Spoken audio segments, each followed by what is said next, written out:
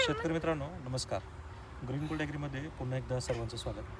आज तुम्ही पाहताय ही जी कपाशी साधारण 40 दिवसाची ही कपाशी झाली. तुम्ही पाहू शकता की आता ह्या कपाशीला पाते लागायला सुरुवात झाली.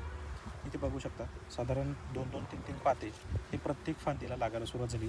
त्यासोबतच हे जे गळफांदे आहेत तर आता ह्यासुद्धा डेव्हलपिंगला सुरू झाल्यात. आता ज्या शेतकऱ्यांची कपाशी आता साधारण 30 दिवस 35 दिवस किंवा 40 दिवस ह्या टप्प्यामध्ये आहे, सध्या पावसाचं वातावरण होऊन गेलं आहे, तर अशा परिस्थितीमध्ये सध्या तुडतुड्यांचं प्रमाण हे वाढतं आहे.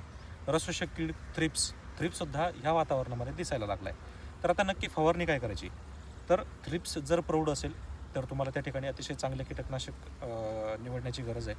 परंतु जर छोटा थ्रिप्स असेल तर अतिशय छोटी फवारणी तुम्हाला या ठिकाणी सांगणार आहे, जी फवारणी तुम्हाला करायची आहे. तर याच्यामध्ये आपल्याला रोगर घ्यायचं आहे किंवा टापगोर घ्यायचं आहे.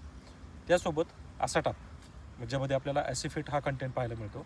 रोगर, आसाटाप आणि बायोवेटा एक्स किंवा 19-19-19 घेत असाल तर साधारण 100 ग्रॅम प्रतिपंप घ्या. बायोविटा 2 ml ने घ्या.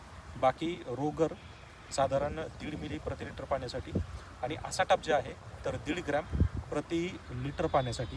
ह्या पद्धतीनं आपल्याला सगळं एकूण जे कॉम्बिनेशन आहे हे करायचं आहे.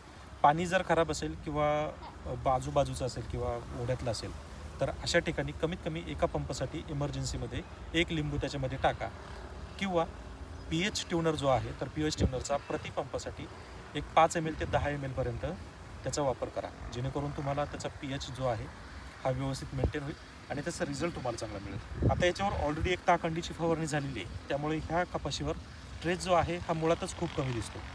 तुमच्याकडे जर ताकंडी असेल तर तुम्ही त्याचाही वापर करू शकता जर तुम्हाला फक्त तुडतुडे त्याच्यावर दिसत असतील.